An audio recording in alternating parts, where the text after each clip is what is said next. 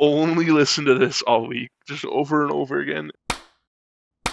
Hello, everyone, and welcome back to the New Music Podcast. New music podcast. Yes, indeed. We got a lot of stuff coming out. It's a pretty big week. I feel like I'm saying that every week at this point, but it's another crazy one. Every week's a big week. This one is crazy for the old heads. That's kind of true, yeah. We got Mount Eerie and we got The Cure up this week. We got some other exciting stuff too, so do make sure to stick in there. And if you're the worst person ever, another huge week. We have Lil Uzi Vert and Bones. That's true. We're really serving the old people and just like the worst guy, you know. Yup. Alright. Well, with all that being said, Mount Eerie. You've been a Mount Eerie fan and a Microphones fan kind of by default. For 1 million years. Yeah. I knew the Microphones first. Oh, okay. Yeah, I mean, I guess that's kind of the order you go in, though. Oh, okay, cool. I didn't know. Well, I mean, the Microphones came first, and then the Microphones had the Mount Eerie album, and then Mount Eerie has been the thing. Yeah, and then here you had the Microphones. Yeah, I'm sure everybody here knows the lore by now, probably. But either way, Phil Anyways. Elverum is the main voice behind both Mount Eerie and the Microphones. And we got a new one from Mr. Phil here, Night Palace. Holy shit, this album is long. It's really long, yeah. A whole 81 minutes and 26 tracks. Oh my god, it's so good. You liking it a lot? Liking it quite a bit. Oh god, where to even start? Let's just start from the first half of the album. What were your thoughts on the first half of the album overall? I like the first half better than the second half, I will say that much. I think more of my favorites land in there. Well, actually, that's not even true. I like the second half more than the first half. Actually, it's not even true because the goddamn Fun Fish song is track 15, so I guess that's not... Yep. I guess that's not first half. That's my favorite song. I love the Fish song. It's so great. That song is perfect. But yeah, first half, what do we even got going on here? So much stuff. Classic, sad shenanigans. And then track fucking 4 happens. Yeah. I mean, track 3 kind of like alludes to a little bit with a little like more noisy stuff.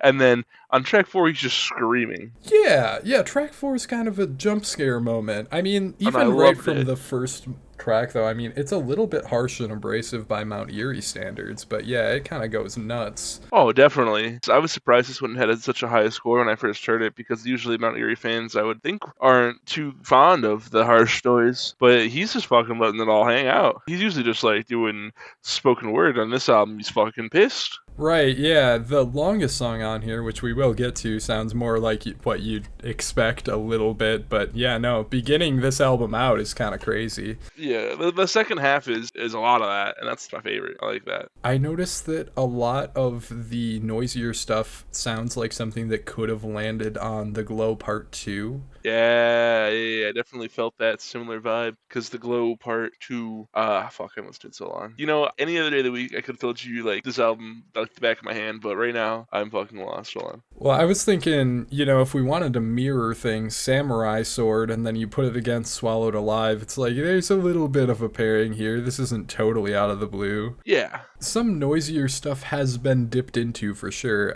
Everything I've heard under the Mount Eerie name specifically has been so much more calm than everything we get in that first leg of the album. Yeah, it's usually just like humana, very amazing, sad music. I'm crying now. Congratulations, you're all crying. We're all crying together. Yeah. A Crow Looked at Me, naturally being the most popular and most well-renowned album, is very mellow. The song immediately after Swallowed Alive, My Canopy, he just gets right back, and he's like nothing happened. Like, you know what? We're back in my A Crow Looked at Me era, where it's just like sad fucking hanging out music. Yeah.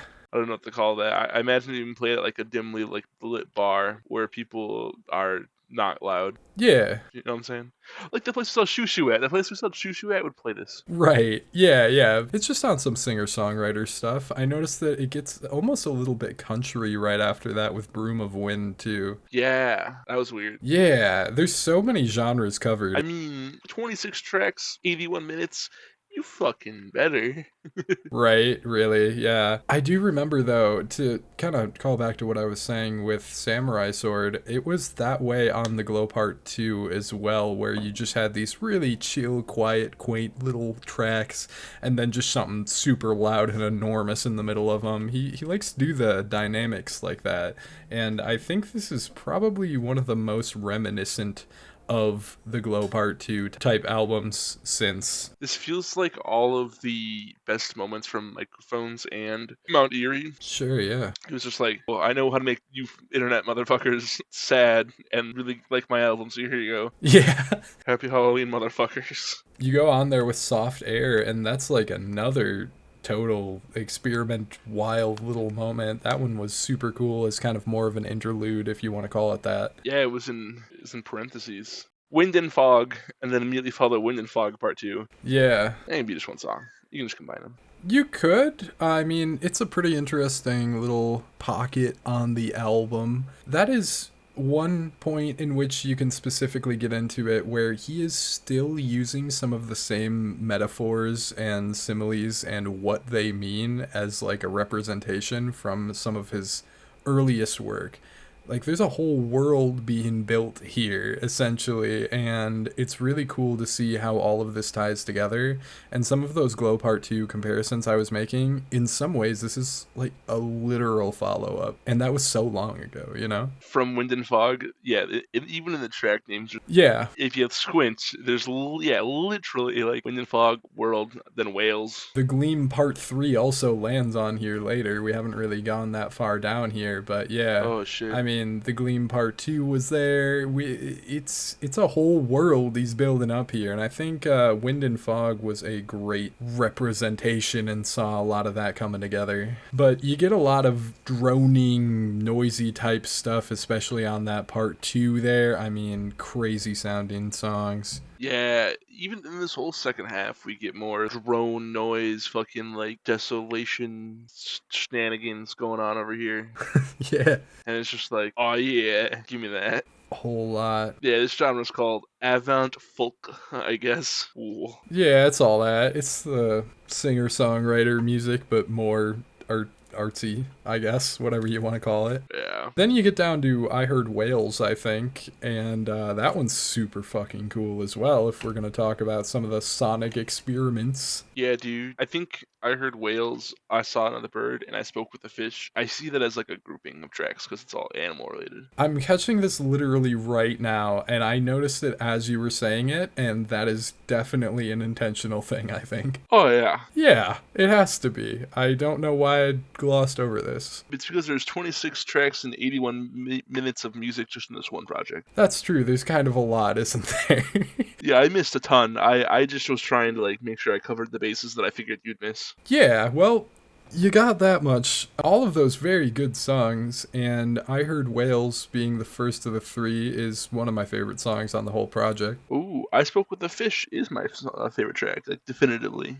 Yeah, now that you say it, that is one of my, like, that's in my top 5 too. I mean, it's so hard to narrow it down. There's so many. There's so many tracks. We have a top 5 favorites. That's crazy.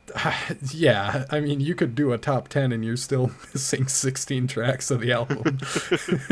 I Saw Another Bird, obviously making some callbacks to A Crow Looked at Me with the same symbolism there. I think in the lyrics he mentions A Crow Looked at Me. Yes, yeah, there's like some direct callbacks. He's saying, fuck, I can't remember exactly how it was all phrased, but yeah, he's saying some shit about a raven. It's like, saw another raven. Saw a raven, but it doesn't matter this time, basically. Like, it doesn't feel significant like it did. Yeah. For obvious reasons with A Crow Looked at Me. True. Yeah, which can kind of all tie into a greater scheme of this album being about changes happening in your life and a cycle of time and rebirth and whatever you want to dig into. God, you could go on for like probably a couple hours about this album. I don't even want to touch on too much of the lyrics because we will get trapped here the entire podcast. Yeah, there's so much. There's so much. And I'm going to keep it real with everybody here. I was so completely unfamiliar with Phil Elverum's work to an alarming degree. Almost the same can be said about The Cure. So I have so much music that is almost entirely new to me on my brain. And the running metaphors run so deep with Mount Eerie stuff. There's a whole project about the wind, and then the wind gets mentioned here a whole bunch. There's so much, dude. Yeah, I spent this entire week listening to one project over and over again. Oh, really? Which one was that then? You'll find out. Okay. So I wasn't this one. Okay. All right. I couldn't. I tried really hard, but I was just like, oh dear God, I'm driving. Phil, no. Yeah. I spoke with a fish if we want to specifically highlight that one though too. What a great little tune. Yeah, dude. What a vibe. What a magical little song, right? I love the ending of it where the ending paragraph is like, I told the fish I like how I moved through the water as one flowing muscle. The fish said, I dig your style too, man. It's like, oh, thanks, fish. Yeah, it's so cute. And I love the fish's voice. Yeah, me too. Dead fish. Yeah, really, really calling back to the books. Apparently fishes just sound like that, I guess. It's canon. It's canon, yeah. But that song moves so magically, too. It's one of these that has a lot of very distinct separate parts, and it does so much. I take that track as being about just perspective being able to change everything, because talking about the fish's perspective on certain things and his perspective on the same thing, but they're two different beings, but they're in the same world. You know what I mean? Yeah, because he's a guy, and that's a dead marlin on the wall. Sure thing. Let's see. And then you kind of just get into this big passage of songs that tie together a lot, I think, from that point forward. It sort of becomes its own album after the little stretch of animal tracks. Yeah, this is definitely a few albums of content, but after the animal tracks, it gets right into myths come true. Yeah. And they start talking about Odysseus, the guy from Greek mythology, going, hey, Odysseus, what are you doing? Yeah, I don't know if man, there's certain ones where the lyrical stuff was definitely going over my head because there's just so much of it going on. I'm way too dumb. Phil Elverum's work makes me feel like I am too, so we're on the same Oh, don't page. worry, dude. Welcome to the club. I Yeah. feel like this every day. Non-metaphorical decolonization. Definitely getting into the tracks here where it starts to just take up a pretty regular indie rock sound. Yeah, where he starts going like, all right, here's some normal people music. Yeah, I think you get a lot more experimentation in the first half and kind of the middle section there. Feels like he comes right out the gate with this like weird sound. He tries to ease you into the more like noisier tracks, but he goes straight into like more rock Yeah. in the second half with like, co-owner of Trees, I believe is where that starts, right? I was saying it's kind of with non-metaphorical decolonization, but Yeah. that does a lot still too. But yeah, co-owner of Trees is kind of that lo-fi type indie rock sound, you know what I mean? It's very distorted. Yeah, and he goes, gross, capitalism, disgusting. Basically, yeah, I think tying nature stuff into it the way that he does is very fitting for Mount Eerie. Yeah. Yeah, you talk a lot about people shouldn't own land because it doesn't belong to us, belongs to the world type thing. People live there. Yeah. Yeah. And then he goes, bro, what's mine? Whoa. Anyways, on the Myth Might Come True part 2. Yeah, a follow-up to the track that was earlier on the album. We have that happen a few times. Well, no, I'm saying that's how co-owners of Trees just immediately goes right back into Myth Come True, just like doesn't touch on it again. He's just like, yep, capitalism bad. Anyways. I feel like there's kind of a tie between co-owner of Tree, November Rain. Well, yeah. Consistent theme to an extent with that section. I just think it's funny that it's we're able to find transition moments in the albums. Like, this is 3 albums, I'm convinced. Yeah, it's a lot of albums. He has projects that are like 25 minutes long, so if you look at it like that, it literally is 3 albums. Over 3 albums worth of content. 3 albums, 2 EPs, take it or leave it. Yeah, something like that. 6 seasons and a movie. Yeah, why not? Well, I'm having a heart attack. Uh-oh. Yeah, I probably shouldn't listen to Mount Eerie while talking about Mount Eerie. I'll die. Might be a little confusing, I'm not gonna lie. Yeah. But yeah, I mean, to dive back into it, Myths Come True Part 2, very short song, but very cool with what it does. Got that whole grief-stricken thing about it. There's so much to dig into. I feel like the album does a very gradual taper down. Tapers down to the ground with sadness. Something like that, yeah. Personally, I don't have a lot of thoughts on the Gleam Part 3. I don't know how to make of it as a trequel. Do you call it a trequel? I don't know. Trilogy. If anything, it does make it pretty clear that this is following up the Glow Part 2 and that kind of whole era. What's your thoughts on Stone Women gives birth to a child at night? Yeah, so I'm going to be getting into kind of a spot where I start getting a little bit less from the album at that point. Doing some dissonant folk type stuff. Lots of similar imagery going on. I just don't quite get as much from this last leg of the album as I feel like I'm supposed to be. Maybe it could with time. So the last couple of tracks, I definitely feel you there, but the closer, it just feels like it ties everything perfectly for me. I like this a lot. Oh, I Need New Eyes does? Yeah. That's fair enough. It does a pretty decent job of tying everything together. There's so much to tie together that how even do you approach it? Oh, I like that. I guess. Fair enough. But we did hop over Demolition, which has got to be one of the most notable because it's like a whole 12 minutes or whatever. Yeah, it's a whole EP's length. Yeah. We've reviewed quote-unquote albums shorter than this. That is true, yeah, and it is just the one song. Of the longer songs I've heard in my life, can't say that I want to revisit this one of the most. No, I definitely didn't. Yeah. Slapped an 8 out of 10 on it and moved along. Pretty much me too. It's mostly spoken word passage going over a lot. There's a lot to unpack in there, but at some point spoken word over breezy wind sounds is kind of like, I feel like I've heard the thing, you know? And I will say that I'm somewhat invested in what he's saying, but do something kind of more climactic. This is a book. You said you read. Yeah, it's a poetry book is kind of what we got going on here. And I suppose he does talk about writing poetry on the album, and that's pretty much what he does in his lyrics. Yeah, and I don't know how to read, unfortunately. That is pretty unfortunate. Somebody should have told you how to read. This album has a lot of 100s on it, I've noticed. Like, dear God, the amount of 100s. It's mostly 100s. Like from other people reviewing it, you mean? Yeah. Yeah. I don't think this can be perfect. I think it's got too much going on to be perfect. You're covering so much ground that there's going to be some misses.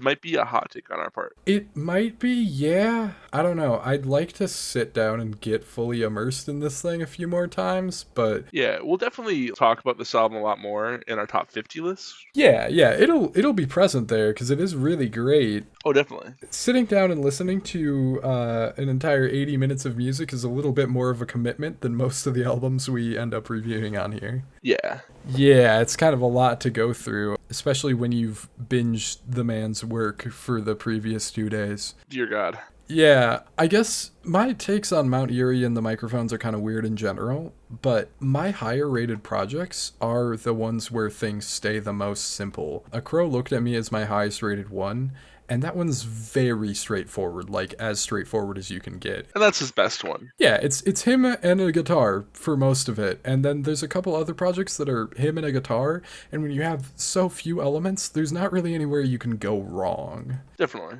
Yeah, like Dawn I also really liked, and that's a little bit of a weird one to particularly like one of the most, but I think there's so little going on that album sonically that you just can't really do anything that's gonna feel jarring, gonna feel off. It's just his poetry basically set over acoustic singer-songwriter type stuff, and this is a lot of things. Yeah, this is almost too many things. I would bargain to say quite possibly too many things. Oh, album cover. Dope, neat, this thing. Yeah, it's like a painting of the actual Mount Eerie from what I gather. It's interesting.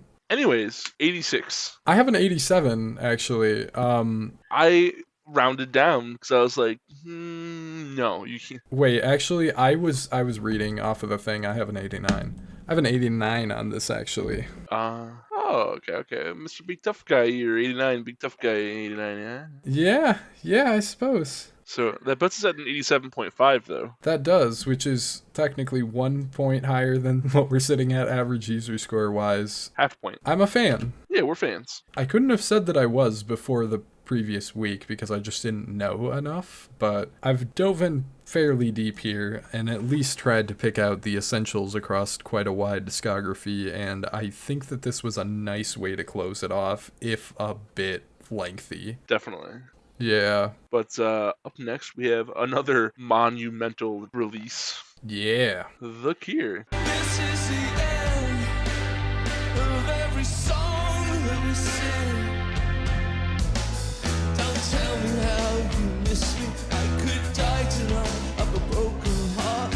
Something wicked, this way comes, steal away my brother's life. Just a short 16-year hiatus since their last project. Yeah, just a quick 16 years in between. Just a quick, my entire life. Yeah. Well, I mean, not your entire life, but hey. And the first 7 years are basically nothing. That's true. That's true. Your entire, like, memorable part of your life, I guess. Yeah. Yeah, they really did kind of just, like, stop dropping music at about the time that we became human beings. Yep, they're like, all right, we'll come back later. Yeah, I think it is of note that they never broke up during that time. They were still a band, they just weren't making music. That's awesome. Yeah. Do you want to know what of my biggest regrets about 2024 is? What's that? Only giving this 2 listens. Oh, I gave it quite a few more than that. I wanted to really know. This is awesome. It's really good, yeah. I really liked it. Yeah, I had to cut time out of binging 2 different artists to listen to this a few times. Yeah. What might be wise is talking about the formula of disintegration beforehand, because you get on there Love Song and some kind of like similar visual aesthetics, and then on here there's tracks called War Song and End Song, kind of following that song formula and like similar color scheme and shit. What album? Disintegration. Disintegration. And many people would argue that Disintegration was like maybe sort of kind of their last great album. So it seems like it's following up Disintegration. It has a 90 as the user score. Holy shit. Very fucking good album. You motherfuckers have been around since the 70s. Yes. That's how you end up with a 16-year hiatus. Yeah, true. True. Yeah. Thought that was of note before we get into the album itself. That this is essentially feels like a follow-up to Disintegration in how it's structured and some of the things about it. And for many people, that is considered their last great album. So it feels like a really solid point to pick up from Disintegration. That's fair, but Wish has a must hear. Yeah, I don't really like Wish that much. Is that a hot take? But, yeah, it is. But I will say, though, Wish gets into the alternative rock space that they were in for kind of this, like, lesser appreciated type era. Like, the last 5 albums before Songs for a Lost World were alternative rock type based, and they were doing a lot more gothic rock stuff before that. They were like, I'm not goth anymore, mom. And then they came back in 2024 and they're like, I'm goth again, mom. Yeah.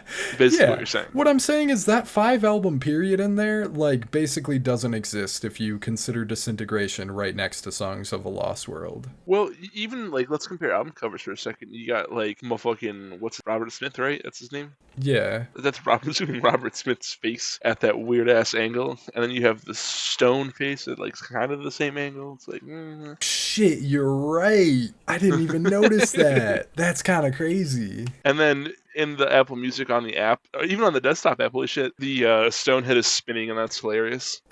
I thought that was cool. I saw that too, though. I love that. Yeah, it's very neat. Yeah, no, it is kind of at the same angle now that you say it. These covers mirror each other even more than I thought. It looks like it's fallen over because of their Right. 4 Pooper albums. Something like that. They don't like Pooper, they just look mid. Yeah, period of time in which people just weren't really appreciating what they were putting out as much. But yeah, now we're here with this one, and it feels like a follow-up to Disintegration is kind of what I was trying to get at. Yeah, and I would say you're wrong. You would say that why? No reason. Never heard Disintegration. Oh, well, I have because I've been diving this whole band's discography for the last few days. You would. I would, yeah, and as a conclusion piece, Songs of a Lost World is a very, very good place to stop, I think. You think this is their last album? So I was going to get into that more as we kind of got along, but I really do think so. I know Robert Smith has gone on the record by saying that it could be their last album, but there is such a tone of finality to this. He is 65 years old. Yeah. Wait a minute. He was 50. Wait, hold on, math. When did they first drop? 79. Oh, he was 20 when he first dropped. All right. Yeah. I'm not gonna lie. Robert Smith looks like my uncle. That's awesome. Robert Smith is my uncle, confirmed. That's confirmed. You heard it here. Oh, and he's vegetarian. What the heck? That's pretty cool. Robert Smith. That's pretty cool. The way that he just sounds exactly like he does on the old music is kind of insane. Is he exactly the same? Yeah, really listening to his vocals on this album, it practically mirrors it 1-to-1. Oh my god, it is the same. I just listened to it right now. Yeah, he sounds so not old. I listened to Kiss Me, Kiss Me, Kiss Me from 87. Yeah. And just like, I clicked on a random track, and yeah, it's crazy. Yeah, it is crazy how well preserved he has managed to keep his voice. I saw a comment on a YouTube video saying that he might actually be a vampire for this reason, and He is a vampire. That would explain everything. yeah, that would explain everything. Look at his hair. It would explain a lot, I think. But fuck, this album's pretty cool. I'll say that much. What did you think of it? This album is pretty cool. So, knowing nothing about The Cure getting into this, I was like, fuck's happening? Ah, And I started listening to it all, and so I haven't said this in a while, but this blew my dick clean off. yes, it did. The entire time I was just sitting there being like, man, I guess the real goths are Adam Sandler. What? You know the meme? Nope, can't say that I have. Never mind. Never mind. All right. I had never thought I would be into this before, like kind of music. I've never really listened to any gothic rock at all. I guess I have Joy Division. Fontaine's DC is allegedly goth rock, I guess. Yeah, but nah, I haven't known you to be a goth rock guy in the past. No, I dress like Adam Sandler. Yeah, I got you. No, there's this meme where it's what people think goth is, and then it shows a bunch of like goth people, and then it goes what goth actually is, and then it's just photos of Adam Sandler walking down the street. Oh, yeah, okay. Now I'm picking it up. I thought I sent it to you a billion times. I sent it to you this week, so I could have this bit. But just to be like quick, if you were to tell me this album was a 100, I'd say fair enough. Yeah, I would say that too. I don't have a perfect score on it because there's just like little moments where I'm like, maybe that could have been a little bit different technically, sort of, but it's basically flawless.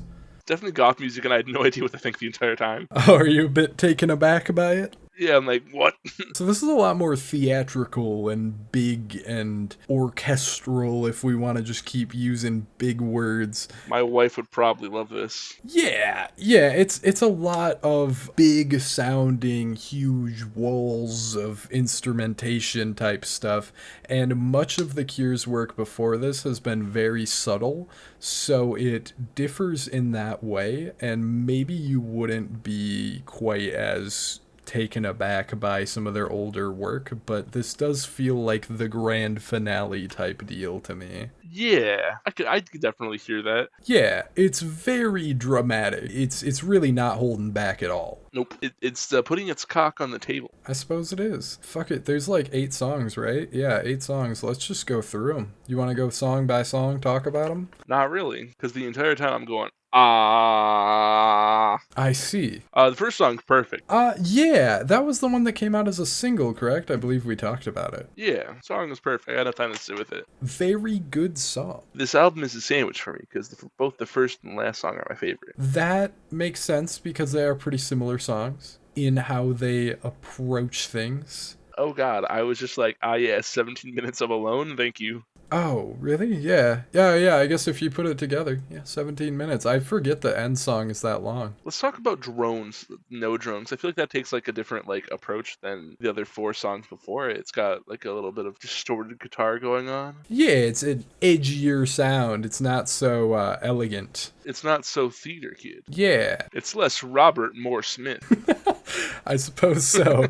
It's got that whole like down, down, down, like chorus thing going on with it. It's kind of one of the only like catchier refrains on here. I think when you get the choruses, they're similarly dramatic throughout this. This one's like a straight up rock song. Yeah, and not to say that I didn't like it, but it was definitely not perfect. I think my main issue with it was this is cool, but what has happened? But it's also like what I expected to listen to more. Yeah, I expected more this. I guess that makes sense. The whole album was, wow, I'm shocked and surprised, but I really shouldn't be. I suppose. Yeah, that does kind of sound more like a traditional Cure song, I guess. Really? Yeah, Drone No Drone. I want to say Oh, I heard the word goth rock, and that's what I heard.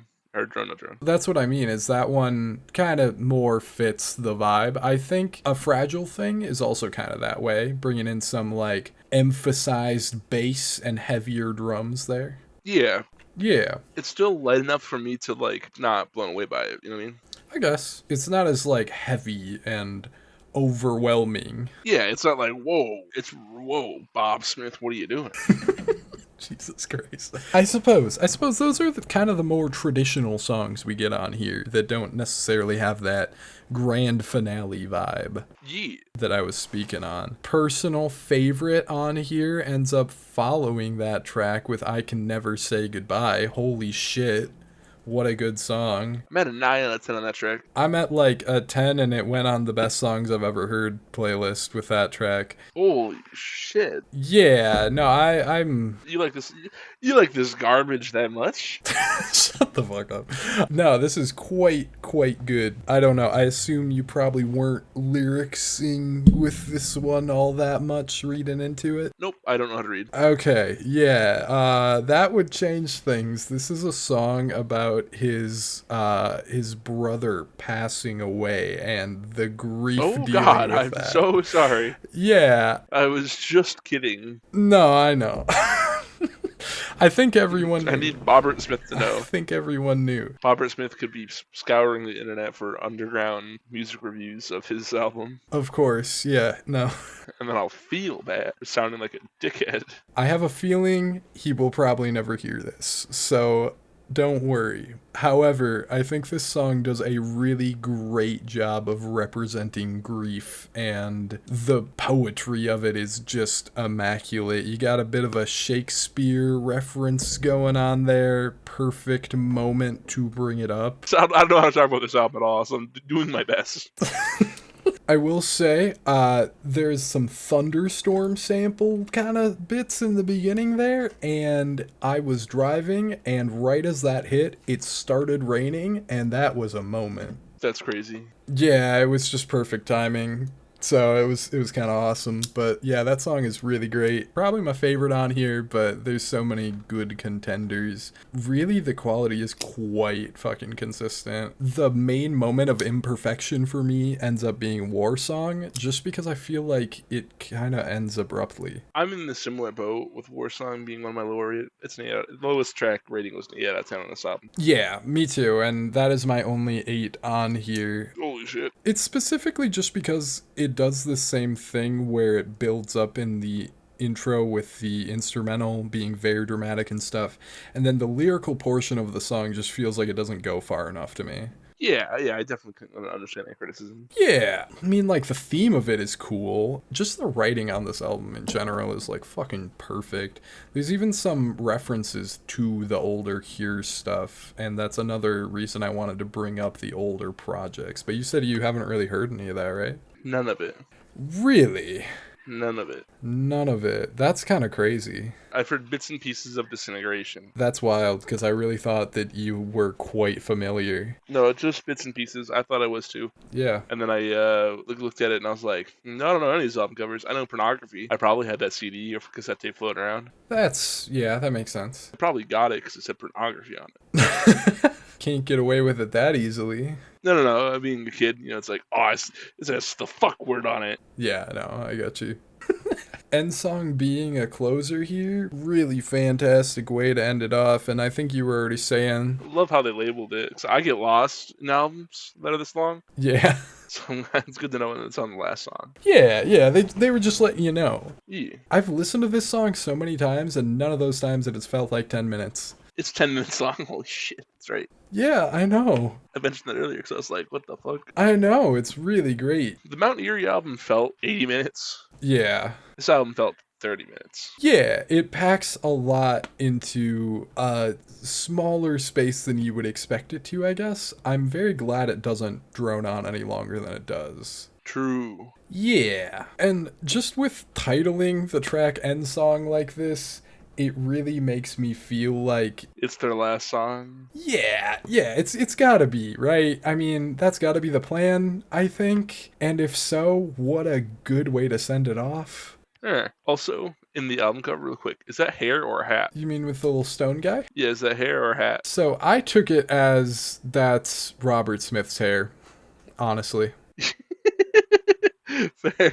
That is all I can make of this, because it is just kind of a little dude getting carved out of stone, and then if we do compare it to the Disintegration cover, then it's like, oh yeah, that's his hair going all over the place like that. That makes sense. Alright, good. And even if we look at the cover that way, though, too, it's like, oh, your guys turn into stone. It's like, oh, it's the end of the thing. It feels very final. Yeah, very crumbly. The themes about death and things coming to an end all across the album. I mean, shit. I have a lot that I could say about the lyrics. I won't get into it, though, because I feel like it will be a one-sided conversation.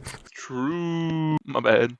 No, that's fine. Anyways, I dropped an 89 on this album. I have a 97 on this album. Holy shit. Yep, that is one of my highest rated of the year right there. I didn't think about it, but I do believe that is higher than almost everything. So I guess up next we have Lil Uzi Vert, Eternal, Take 2.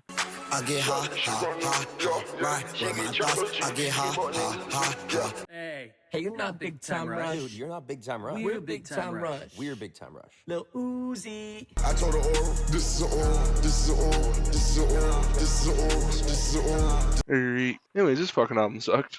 Eternal mistake, more like. Ha ha ha. Shooting you. This is terrible. This is like really bad. I don't know where they went wrong here, but whoa.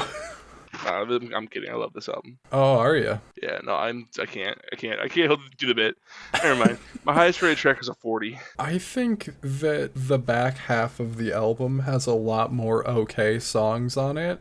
I do have a 7 on Ships and Dip, which is apparently a song that has been floating around as a snippet for a long time from what I heard. And I also thought Lightyear was like almost okay in the beginning there, but it goes from obnoxiously bad to just boring. Yeah, and I think that's almost equally as bad in for my scoring. Yeah, I mean, they're not doing anything here that's like anything. If there was ever a time not to drop, like it was this. Yeah, really sitting there next to like 2 legendary tier, very significant albums, and then you just got this sitting there like, holy fuck. Pink Tape and Baby Pluto X Baby Pluto are like legendary tier albums? No, I meant the same week as The Cure and Mount Eerie. Oh, okay, I was gonna say, because I think we shit on Baby X Baby Pluto. I gave it a 45 in 2020. Yeah, no, I actually liked it a lot more than most people, and we're really ending up with a Trippie Redd situation where I've been kind of defending the baseline emo rap guys because I've liked some of what they continued to make, and now I'm just feeling stupid for it for what they're making now. It's really a Trippie Redd situation because, I don't know what Uzi was doing with their album here, but this is a mess. Yeah, this was This is the worst shit ever. Quite frankly, how the fuck does a mainstream artist end up releasing Meteor Man, Pars in the Mars, and The Rush? And like all of those songs come in sequence. What was the fucking Meteor Man bar? It was like something comb? I can't remember exactly what it was. She gave me head like a comb is a line that is really repeated in that song many times. For my review, I wrote bitch on Big Time Rush. I thought that was Mine actually has the line that you just referenced. I just copied and pasted it a whole bunch of times. That's really funny. I then went on to say that I don't understand what happened. Is this supposed to be like promo for the Smile movie or some shit? Oh shit, you're kind of right. It does follow that formula a little bit. I don't believe so, though. I don't think Uzi had any part in that. They thought I was a dead guy. Yes. Yeah, no, I noticed that too. I was on that Nas. Lil Uzi Vert, get off of it. It's doing bad. Oh, okay. I was trying to figure out why so many people were referencing nitrous when talking about this album, and I guess he does literally say it. This is that Galaxy Gas album. Yeah. Also, where is Big Time Rush's part? I couldn't find it. It's just the intro. Oh. Yep. Big Time Rush is not actually like on the song. They're just like talking in the intro and then got credited as feature. They needed money. I guess. I mean, get that bag, but this shit is absurd. Did you ever watch the Big Time Rush show? I did. I can't say I did. No, I was a watched. Jonas Brothers kid over here. What was that one other like Nickelodeon or Cartoon Network band? It was like the Young and Naked or something like that, or Naked something. What? It's something naked. Are you talking about the Naked and Famous? Yes. I don't believe they were one of those, though. I think, isn't that just like an indie rock band? Then I'm not talking about them. I don't know. Anyways, yeah, Big Time Rush, that's a song. Yeah. Yeah, I noticed during this first kind of stretch of tracks too, they seem to have a like cartoon obsession going on. There's a Ed and Eddie reference. There's a Ben 10 reference. Says Adult Swim in like one of the worst lines I've ever heard. God, what is going on? Why do all these albums with 29 fucking writers sound like shit? It's because you got too many cooks in the kitchen. What were these 29 motherfuckers doing? I don't know. I have no idea why they let them release this, though. Because how the fuck did this go out the door in this state? Stop. Yeah. Stop dropping. No, but yes. But why does Pars in the Mars exist? So, clearly there was an attempt at experimentation to some degree on some of these tracks. It's just like some of the worst examples of it paying off I've ever seen. Yeah.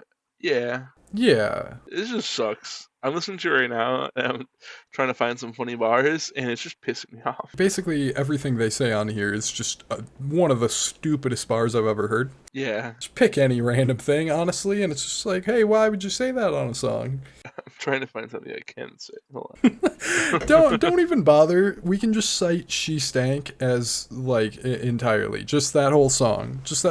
Yeah, true. The opening, wah dang, wah da da dang, wah da da dang. Listen to my 9mm go bang. It's all so dumb. So, you know how acid and mushrooms and just psychedelics in general ended up influencing, you know, Pink Floyd, just so many psychedelic rock bands, other spaces of music, and ended up being such an incredible thing for music, whether you want to look at it that way or not. Yeah. So apparently nitrous is the exact opposite. Fuck. You've got the good drug for music being a thing that we've seen as a phenomena, and apparently Kanye was also off nitrous for the entire duration of Vultures too, so I think we can point to it as a specifically bad thing at this point. Stop doing nitrous, motherfuckers. Get off the Galaxy Gas immediately. 'Cause what the fuck? Do coke like an adult. Hey now, I don't think we can advertise for that. But how do you even go on to talk about it at that point, really? You don't. It's just bad. I will say though, like, the back half of this album is acceptable a lot of the time. No, I hate it all the same. I don't know, but if you listen to like Conceited or I guess I already mentioned Chips and Dip, they're like fine. I think at that point in the album, I was already just like, I'm killing myself. Yeah, if you check out by the time Big Time Rush comes on, I am, or I guess The Rush. I checked out after she stank. Yeah. That's the last of like the horrifically bad songs. Oh, well, it was too much for me to handle. Now I'm dead. I mean, at least that part of it's funny bad though, and I would honestly rather listen to that than boring bad, you know? I guess.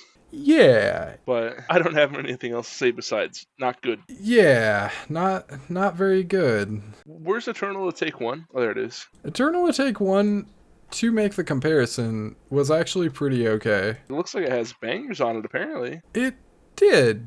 Yeah, they came through decently with the first Eternal Take. I remember it being somewhat of a letdown, but still, they kind of sent it a little bit more with the whole intergalactic thing and did end up making some bangers. Oh, yeah. This is that taken to the worst possible place it could go.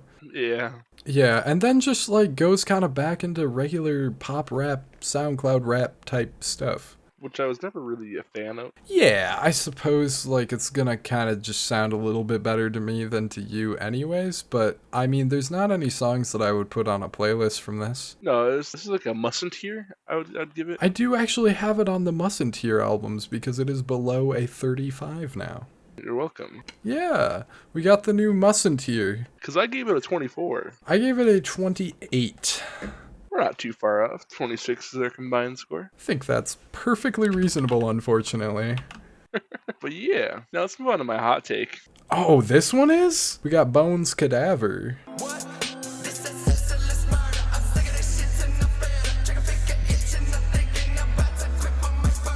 Skinny. Sitting in a car, don't know where we are. Breaking down the tears while I'm breaking down cigars.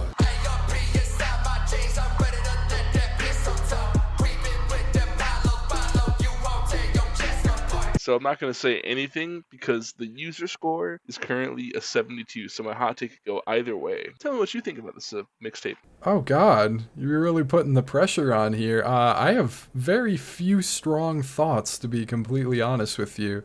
It was released on Halloween. It sounds like it was released on Halloween.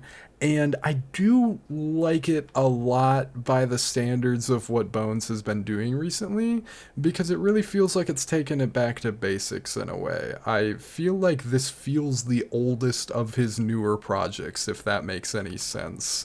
And I like it a lot for that. Alright. But, I mean, if I focus hard on it, like, it's kind of more of the same shit. There's some really cool moments in the production, though, so that's the main place that it's sticking out in the positive for me.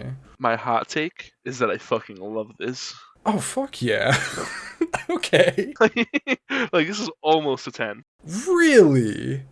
This clicked. Oh, that's cool.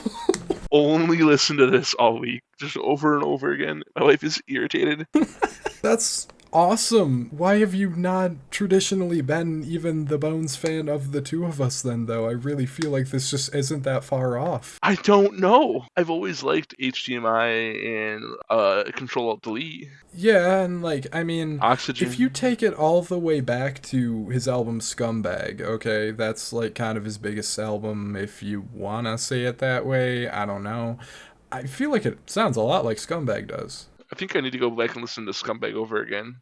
Yeah, that one's like a 100 if you want. I think what hits it for me is the Halloween themes. I was like, you know what? Yeah, Give it to me. it's spooky. The interlude goes hard as fuck. I do enjoy the interlude, yeah. Yeah, it was a cool moment. But what's some more stuff? And then the song after that is one of my favorites. Yeah, Black Lungs and Yellow Tape. Pretty cool sounding song, I guess. Which I don't have my track ratings. Oh no. Oh god. Everything was a 9 out of 10. Oh, okay. That's right. Yeah, that's kind of crazy. I am with it though. Right from the get-go, like Graveyard FM, I was listening to that and the intro beat, I was like, what? What's happening? Oh, this is the banger on the next day. The rest of it's gonna be mid. Okay. That's fair. You know what? Oh yeah, no, it does stay pretty consistent. And then the Blair Witch Project, I'm like, oh, okay, two bangers. because this one's the one where he's like screaming and shit. It's like okay, and then it just doesn't stop. Yeah. It just doesn't stop ever. Yeah. I feel like this is the cleanest production from any Bones project I've ever heard. Well, I don't know if I would describe it as clean, but it's really nice. Not clean, but like best, like goodest. Yeah, sure. The most goodest. Most goodest.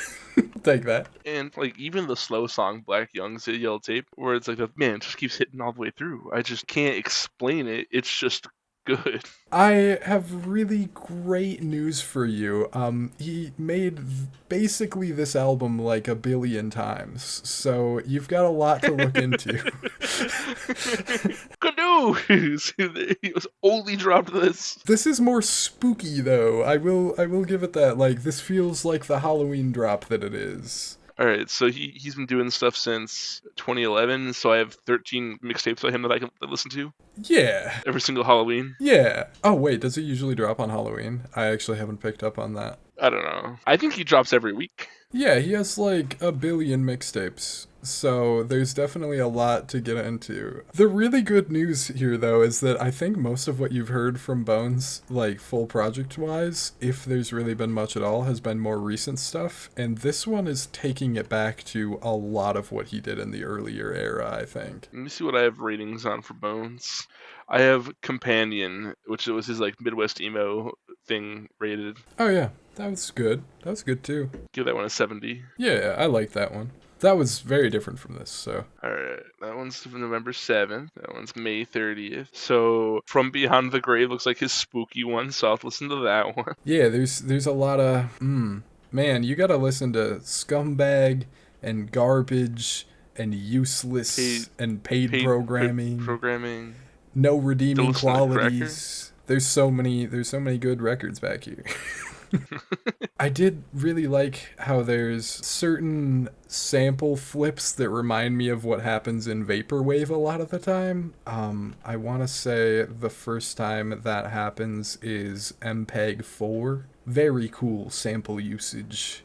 Yeah. What's the sample from fucking the interlude? What is that sample? I hear it all the time. I don't know. How do I find it? Nobody gives a fuck about Bones apparently, so I can't like Well, can't just like click 2 buttons and find it. so yeah, I don't think that it's going to be on like Who Sampled and stuff just because of the enormity of the amount of music he drops. It'd be kind of a lot to keep up with. Let's see. Oh, Drew the Architect. What do we know him from? Other Bones projects, I think. I know that name from something. So let's see. Oh, I think that is a sample from The Walking Dead, I believe, that interlude. Oh wait, who's Norman Reedus? Because I'm looking at it right now, and Norman Reedus is talking. Yeah. That's Daryl. So it's from The Walking Dead is where that sample is from. On the Dead Girl interlude? On the Dead Girl interlude. Yeah. Okay. If you're talking about the spoken section, I assume. No. I'm talking about the like beat. Oh, the beat. That I don't know. I hate to tell you. I hear it all the fucking time. Let me listen to it again. Oh, yeah. That is a pretty common thing. It's on a lot of the like Memphis style stuff like this though. I just want to know where. What's the original? I want to hear the original. All right. Well, if somebody knows the sample, please comment down below. We're not talking about the spoken sample. I already figured that out. Yeah, but I give a shit a 9 out of 10. Like 90 out of 100. Just so we're aware. Just so we're aware. I'm Just a so we're lot aware. lower because I feel like I've heard a lot of it before, but like that's totally fair. It is one of his best produced albums in quite some time. I am number 6 on the top scores. Damn, that's crazy. I feel like there's got to be people who just rate all of his stuff 100 too, so. Yeah, at least 2 people. Yeah, at least 2 people. Which there is. There's 2 100. Yeah, I do love the track titles for sure. It's all good. Got a song called Live Leak on here. That's awesome. Yeah, I was like, whoa, getting a little scandalous, Bones. Calm down. K2 blunts? Are we serious? That's awesome. That's insane. No. Don't do that. Don't do that, but that's awesome. Handbook for the recently deceased. We're getting edgy over here. Oh yeah, with the Beetlejuice reference. And the opener has that Shadow Money Wizard Gang opening. Yeah, dude. It's all that stuff. It's the goddamn fucking horrorcore type dealio. Yeah, every horrorcore intro ever. Yeah, but I mean, it's hitting. It's nice. Oh, it's all good. Since you got like a hot take in the positive, what's more highlights? What you got? Every single track on this, all 15 of them. Pick one. You're just having a fun time with it? Oh, you know what?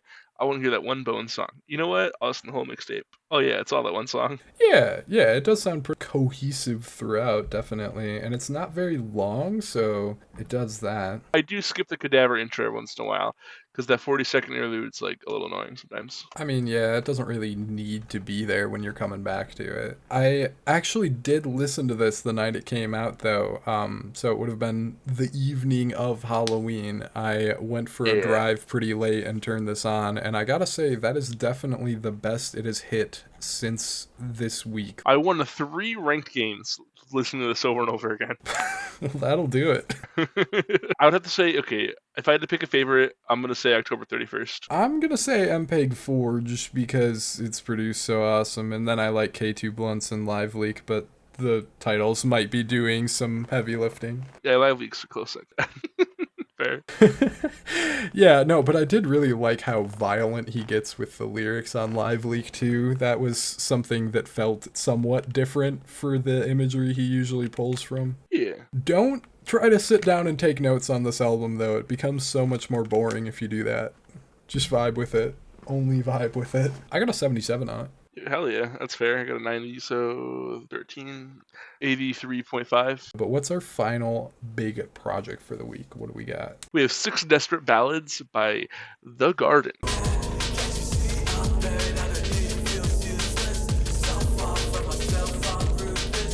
This feels like a lot of leftovers, but like in a good way. This is like some back to the classics in a way. Really, you think so? Yeah. So the very first track is definitely some shit that would have been like on Mirror My Studio Charm, Life and Times of Paperclip Arrow. Okay. If you really wanted to, you could put it on Kiss My Super Bowl Ring. Oh, I forgot to say, yeah, I've been listening to The Garden for a billion years. I'm mostly only familiar with Kiss My Super Bowl Ring because I didn't hear a lot before that, and then I somehow missed Horseshit on Route 66 ever releasing. I came when Kiss My Super Bowl Ring came out, and I wasn't huge on Horseshit on Route 66. Okay. I very much prefer Mirror My Studio Charm, Haha, You Want the Scoop. Okay. Those are like my 3. But this is one we got to go track by track on. So I'll just rip it real quick. Why not? Track 2 on that Nightmare, they do that more like drum and bass thing. I believe that is more what Puzzle is, because they both have solo projects, Puzzle and Joy. Oh, right. Yeah. I think that's very like reminiscent of what goes on in the Puzzle side of things. So it's cool to putting on a Garden track. That's neat. Spooky, scary type beat. And then Man of the People. Decent one. 100% could be a single from like the early 2010s. Yeah. Much in the era of like California Here We Come and Call This Number Now. Oh, yeah. Now that you're saying the names of these songs, I remember them more now, and it does kind of have the same vibe. Yeah. And then Hellhole feels modern. Very. Oh, that was cool. Very interesting track. These are all super short EP, 13-minute EP. Yeah, all short songs.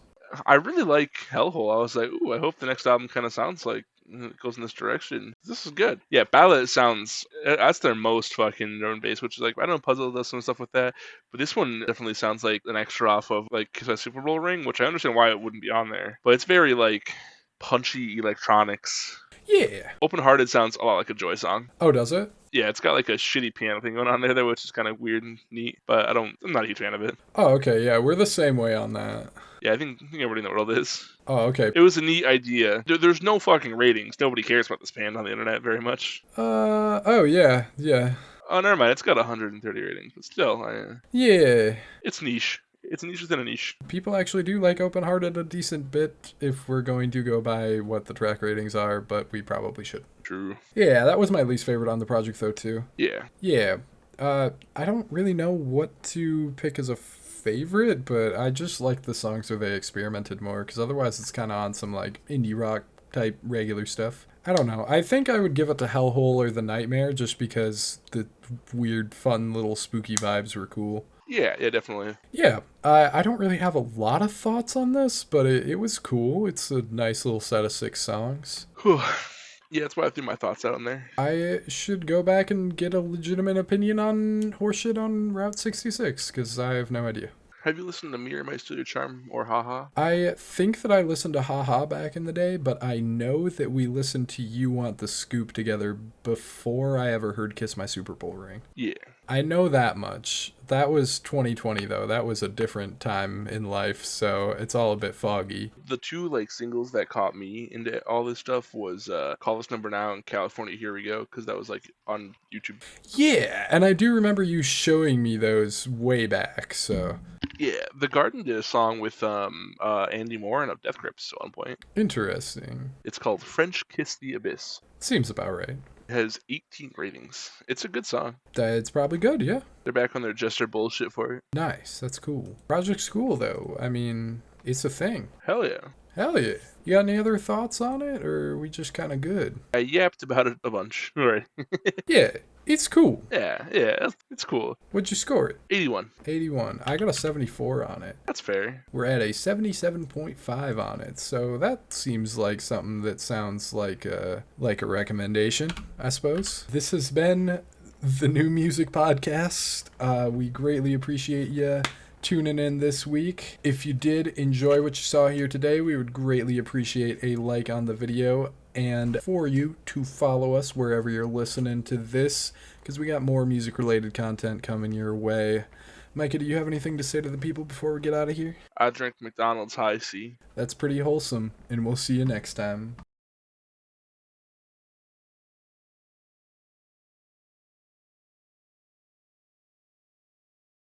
Jesus Christ, it is so hot in my house. My head is sweating off my fucking body.